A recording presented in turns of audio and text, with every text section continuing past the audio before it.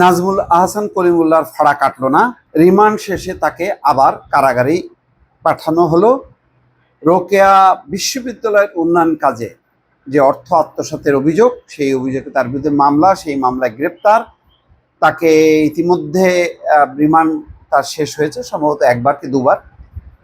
এখন তাকে আদালত কারাগারে পাঠিয়েছে তার জামিনের আবেদন নাকচ করে দিয়ে। সাম্প্রতিক সময় নাজমুল আহসান কলিমুল্লাহ খুবই আলোচিত এবং আলোড়িত ছিলেন বিভিন্ন গণমাধ্যমের টকশোতে।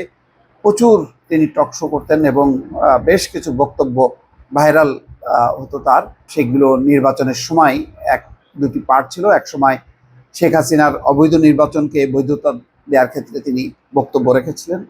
পরে যখন নাকি বিশ্ববিদ্যালয় থেকে তিনি বহিষ্কৃত হন শেখ হাসিনার সময়, তারপর থেকে তিনি শেখ হাসিনার বিরুদ্ধে বেশ কিছু বক্তব্য দিতেন এবং নানামুখী বক্তব্য দিতেন। তার বক্তব্যের কোনো মানে ছিল না, কোনো বাধা ধরা পথ ছিল না। তো যাই হোক, সেই আলোচিত, গণমাধ্যমে খুবই পরিচিত নাজমুল আহসান কলিমুল্লাহকে শেষ পর্যন্ত জামিন না দিয়ে আদালত তাকে কারাগারে পাঠিয়েছে। দর্শক।